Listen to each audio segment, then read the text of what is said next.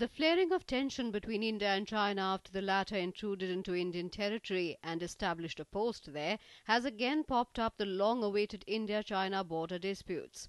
Noting that there was a working mechanism between the two countries to deal with the difference of perception, External Affairs Minister Salman Khurshid will go ahead with his visit to China on the 9th of May. Let us allow that mechanism to find the solution that repeatedly it has found, and we have good reason to believe that it should be able to do it again. The face-to-face situation continues in Ladakh sector, where the Chinese incursion took place last week. India and China have so far failed to break the deadlock. The 5-hour-long flag meeting failed as the Chinese side refused to go back and remove their temporary posts 12 kilometers deep inside the Indian border at Daulat Beg Goldi sector. The Indian Army is sending more troops to the region, where the ITBP has already set up a tent some 300 meters away from the Chinese posts.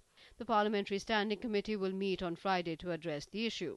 हमने ये अध्यक्ष जी को एक ज्ञापन दिया है अभी कि ये जो मसला है बेहद गंभीर है और चूंकि उसका संज्ञान लेना जरूरी है, इसलिए चीन ने जो भारत के सीमा में आकर जो 15 दिन से बसे हैं उसके बारे में स्थिति क्या है वो साफ करे और उसके लिए सेना के संबंधित अधिकारी और रक्षा मंत्रालय के संबंधित अधिकारियों को कल के सांसदीय स्थायी समिति के सामने बुलाए, ये हमने मांग की है. The area is at an altitude of 17,000 feet. India is asking China to revert to status quo as was before the incursion.